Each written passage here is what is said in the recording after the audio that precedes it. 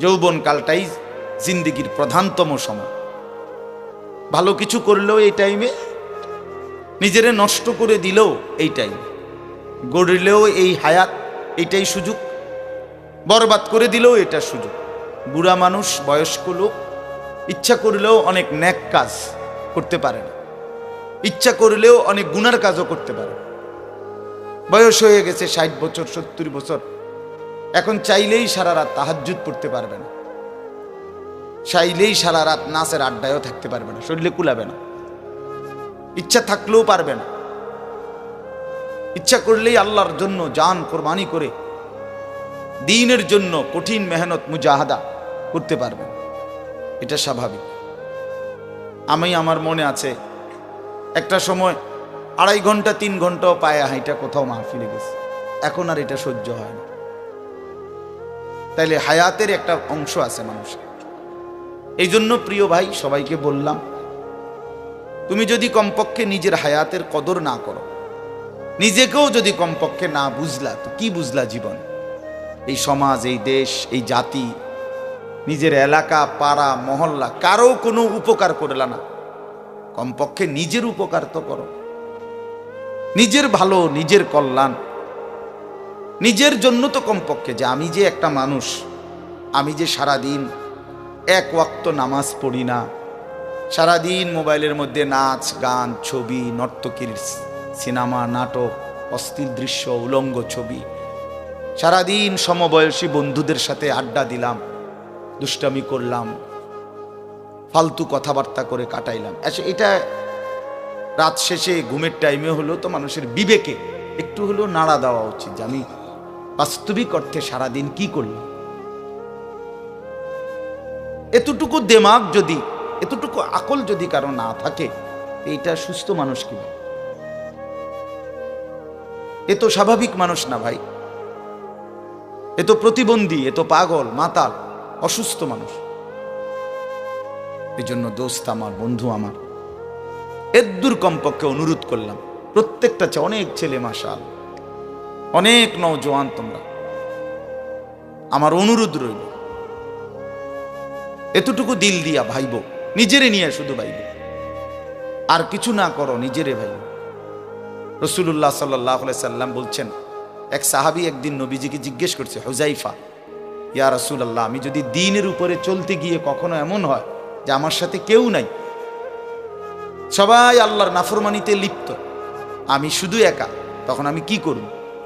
আল্লাহর নবী সাল্লাল্লাহু আলাইহি সাল্লাম বললেন, ওয়ালাউ আন তাআদ্দা বিআসলি শাজারাতিন, প্রয়োজনে তুমি একটা গাছের গোড়ালি, শিকড় কামড়াইয়া ধইরা পড়ে থাকবে একা, তারপরও দ্বীন ছাইরো না, আল্লাহকে ছাইরো না, ইবাদতকে ছেড়ে দিও না। সবাই বলতে যায়, সবাই নষ্ট হয়ে যায়, সবাই চরিত্রহীন হয়ে যায়, তারপরও কমপক্ষে নিজের হেফাজত। রাসূলুল্লাহ সাল্লাল্লাহু আলাইহি ওয়াসাল্লাম বলছেন, মানুষের মধ্যে অন্যায়, নাফরমানি, মানুষের মনের চাহিদা, খেয়াল খুশি, খামখেয়ালি, এগুলো যখন বেড়ে যাবে, আল্লাহর নবী সাল্লাল্লাহু আলাইহি সাল্লাম বলছেন, ফাআলাইকা বিখাসাতি নাফসি, শুধু তখন নিজেরে আঁকড়ায় ধরো, ওয়া দাইল আওয়াম, যাও, না পারলে মানুষের ছেড়ে দাও, যে আমি আর পারলাম না, কিন্তু কমপক্ষে নিজেরে নষ্ট করো, নিজেরে বরবাদ করো, নিজের নামাজটুকু পড়ো, নিজের চরিত্রটা ভালো রাখো। এটা কি জীবন যে আমি বানের পানির মতো, স্রোতের মতো ভাইসা গেলাম চরিত্রহীনতায়, অশ্লীলতায়, বেহায়াপনায়। রাত শেষে, দিন শেষে আমি এটা অনুরোধ করলাম, আমি আরো পরে বললাম হইলে এখনই বলে ফেললাম, বাস্তবিক যে আমরা যেন প্রত্যেকেই, বয়স্ক মানুষ যারা আছেন, চাচারা, বাবারা, আপনারাও ভাইবেন, শেষ পর্যন্ত হায়াতের শেষ সময় ইনসাফের সাথে চাচা জিন্দিগির হিসাব মিলায়েন। আসলে ওয়ালতানজুর নাফসুম মা কদ্দামাত লিগাদ, আল্লাহ তাআলা বলছে, বান্দা তোমাকে বলছি, বান্দা প্রতিদিন হিসাব কইরো, লক্ষ্য করো আজকে তুমি আগামীকাল আখিরাতের জন্য কি পাঠিয়েছ। ধরে নাও আজ তোমার মৃত্যু, তো এরপরে পৃথিবী থাকলে থাকতো আর কি, আমি তো আর নাই। আমি মরে গেলে ভাইয়া পৃথিবী মনে করো আরো অনেক দিন থাকছে, পৃথিবী ধ্বংস হয় নাই, বুঝলাম কিয়ামত আরো 100 কোটি বছর পরেই হোক না, কিন্তু আমি তো আর নাই, আমার হায়াত তো শেষ, আমি তো আর পৃথিবীতে ফিরবো না কোনো। তো এরপরে পৃথিবীর সবাই যদি চাঁদের দেশেও চলে যায় আমার কি লাভ? এরপরে মানুষ সব যদি স্বর্ণের বাড়িতেও থাকে আমার কি ফায়দা? আমার ফায়দাটা কি ভাই? বাবা বলেন, সুদের টাকা দিয়া, ঘুষের টাকা দিয়া, হারামের টাকা দিয়ে, আল্লাহর নাফরমানি করে, অবৈধ পন্থায় হারাম রোজগার করে ঘর বাড়ি দিয়ে গেলেন, ছেলে পেলে করে, তো ছেলে পেলে করে দিয়ে গেলেন, কিন্তু আপনি তো থাকতেন না, আপনি তো খুব অল্প সময়ের ব্যবধানে কবরে চলে যাবেন, তো সেই কবরে কেমনে থাকবেন? তো নিজের ঘরকে অরক্ষিত করে, নিজের ঘরে ডাকাত রাইখা আপনি বুঝি আরেকজনের ঘর বাঁচাইতে গেলেন। আপনার ঘরের আগুন লাগছে, আপনি বুঝি আপনার ঘর নিভাইবেন না। এই বোকামি আমাদের বয়স্ক লোকরা করেন। শেষ বয়সে হারাম টাকা, সুদের টাকা দিয়া, অবৈধ টাকা দিয়া, কিস্তিতে টাকা দিয়া ঘর করে দিছে, জমি কিনে দিছে, বাজারে ভিট লইয়া দিছে, দোকান নিয়ে দিছে, বিদেশ পাঠাইয়া দিছে, বাপ হিসাবে 12 লাখ টাকা সুদে লিছে, কিস্তিতে নিছে। হায় মুসলমান, কি করলেন? ওই বিদেশ যাইতে যাইতে যদি আপনি মরে যান, এরপরে এই টাকা, এই হারামের টাকা দিয়ে আপনার কবর কি হবে? তো নিজের ঘর, নিজের কবর বরবাদ করে দিলেন কেন চাচা? এই জন্য দয়া করে বয়স্ক চাচা আপনাদেরকেও বলি, নিজের উপরে রহম করেন।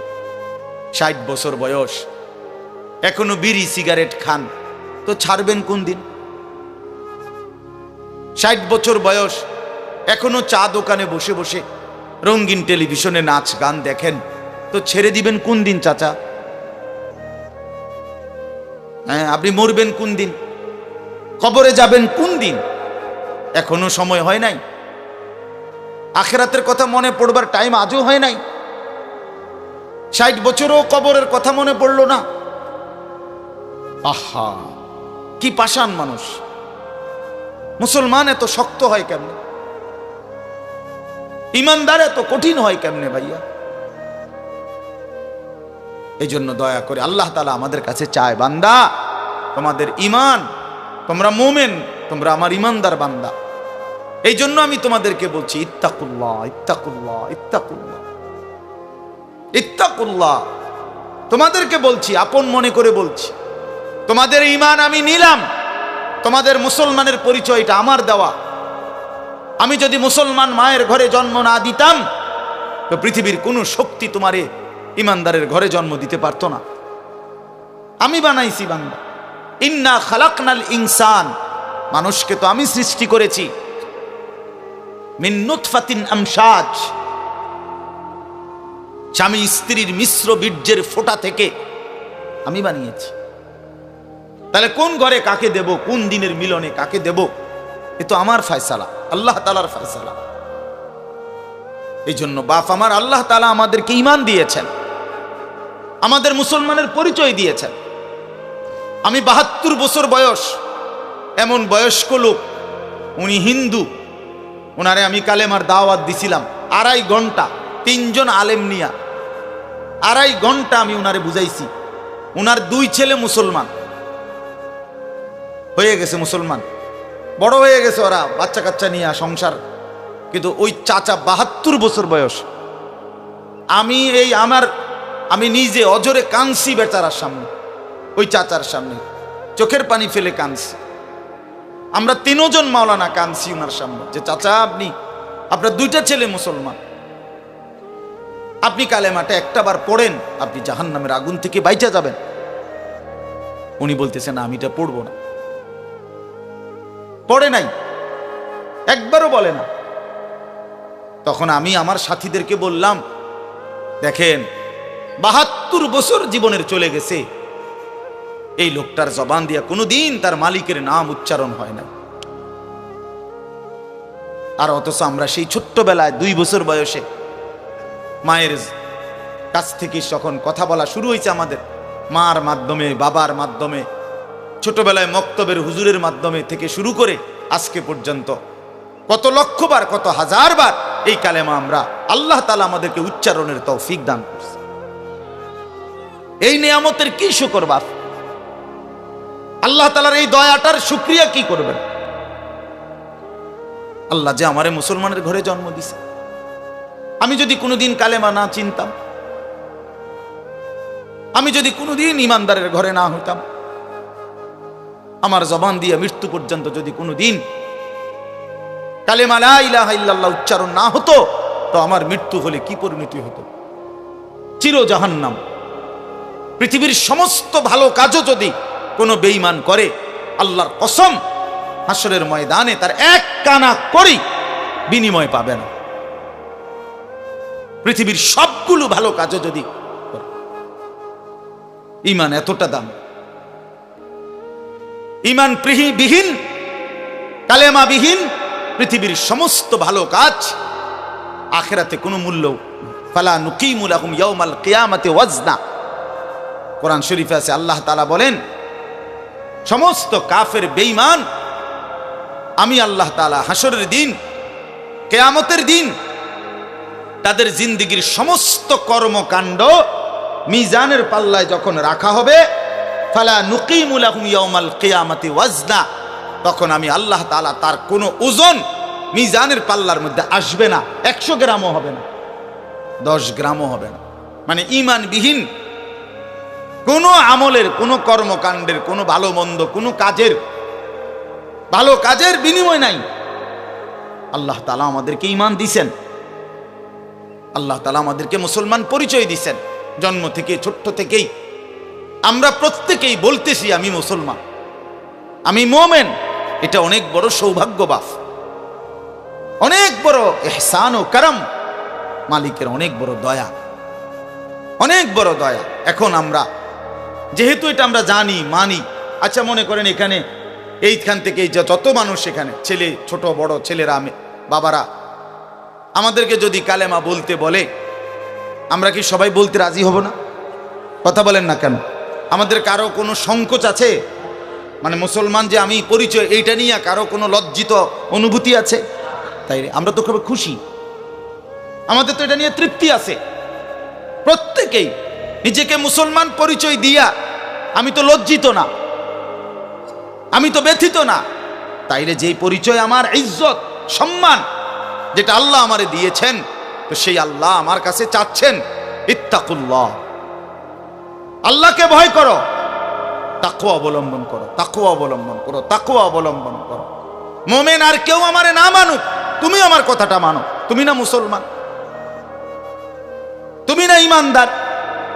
ছেলেরা তোমাদেরকে বলি ভাই, ওই দেখো ওই অপদার্থগুলো শুনলো না কথাটা, মোবাইলটারে আলগি দিয়া ধরে রাখছে, বুঝেন নাই কথাটা? হ্যাঁ, আরো বলল কিছু মানুষ গাফেল থেকেই যায়, ওনাদের হিসাব হইল যে হাসরের ময়দানের হিসাব হবে মোবাইল দিয়া। মোবাইলে যদি জমা থাকে তাইলে কবরের আযাব মাপ, আর মোবাইলে যদি না পাওয়া যায় তাইলে কবরে আযাব হবে। এই হলো এখনকার হিসাব। এই জন্য যা দেখি, যা যখন যেটা সামনে পাই, আজকে আমাদের মাথায় ঢুকায় দিছে, যেটা পাও এইটারে মোবাইলে ধরে রাখবে, মোবাইলে উড়াইবা। কারণ হাসরের ময়দানে প্রত্যেক ফেরেশতা প্রত্যেকের শুধু মোবাইলটা জমা নিব, এবারে মোবাইলটা কম্পিউটারে চেক দিয়া ব্যস্ত দুজন। এই না হিসাবটা? কি মনে করে? আজ আমরা এটা মনে করি, এটা মনে করিনি। মোবাইলে 1 লক্ষ ওয়াজ আছে, তো কি হইল? মোবাইল আপনার 100 হুজুরের লগে আপনার একটা ছবি আছে, তো এরপরে কবরের আযাব মাফ। কথা বলেন না? হাসরের ময়দানের বিচার আচার মাফ, তো কি হলো? কি হলো ভাইয়া? আল্লাহ আমাদেরকে বুঝ দান করেন। এজন্য ভাই আমি বললাম, এটা আল্লাহ তাআলা আমাদের কাছে তাকওয়া চায়। এখন তাকওয়া কি? এই যে আমরা বলি আল্লাহকে ভয় করো, আল্লাহকে ভয় করো, আল্লাহকে ভয় করো, মানে কি? তাকওয়া মানে কি? তাকওয়া মানে হলো আল্লাহকে ভয় করা, মানে হলো 2 জিনিস, তারকুল মুনকারাত, ফি'লুল খায়রাত। সমস্ত গুনাহ ছেড়ে দেওয়া, সমস্ত হুকুম আল্লাহ এবং তার রসুলের আদেশ পালন করা, এই তাকওয়া। তো আল্লাহ তাআলা বলেন, তোমরা যারা মুসলমান, তোমরা যারা মুমিন, আমি আল্লাহ তোমাদেরকে বলছি সমস্ত গুনাহ ছেড়ে দাও, সমস্ত ইবাদত হুকুমে আমার আদেশ পালনে লেগে যাও।